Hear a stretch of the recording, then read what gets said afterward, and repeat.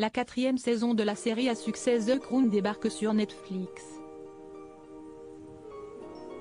L'occasion de retrouver auprès de la reine Elisabeth II jouée par la brillante Olivia Colman, Margaret Thatcher, campée par l'illustre Gillian Anderson, et surtout la princesse Diana, jouée par la révélation Emma Corrin.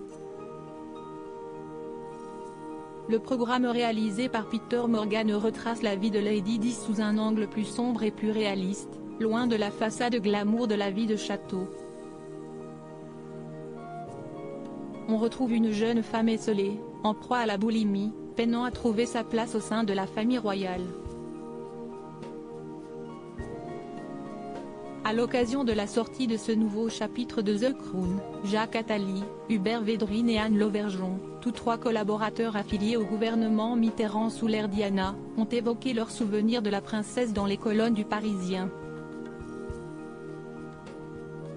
Diana était sublime, encore plus belle en vrai qu'en photo, se souvient Anne Lauvergeon, secrétaire générale adjointe de l'Élysée de 1990 à 1995, qui a fait la rencontre de la princesse lors d'une visite de cette dernière à Paris en 1992. Avec ses yeux bleus foncés incroyables et sa tête souvent penchée. Elle ne semblait pas se rendre compte de sa beauté, ce qui la rendait encore plus charmante. Loin des oreilles indiscrètes, Diana aurait évoqué devant la clique de Mitterrand, lors d'une activité privée, les rumeurs sur le prince Charles en soulignant l'incapacité des hommes britanniques à exprimer leurs sentiments. Un message clair, dont chaque mot était choisi, se rappelle Anne Lauvergeon.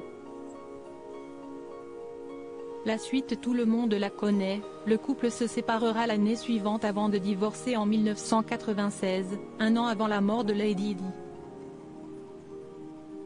J'étais au gouvernement quand la princesse Diana est morte à Paris, se souvient Hubert Védrine, ministre des Affaires étrangères de 1997 à 2002, j'avais accueilli le prince Charles à l'aéroport.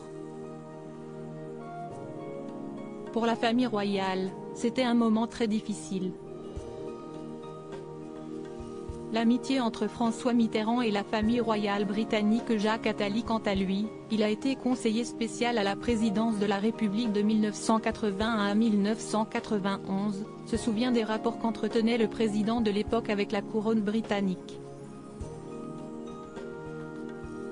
François Mitterrand avait une relation très amicale avec la reine Elisabeth II, confie l'écrivain avant d'ajouter il aimait beaucoup la princesse Diana, qu'il avait reçue pour un dîner officiel avec le prince Charles en 1988.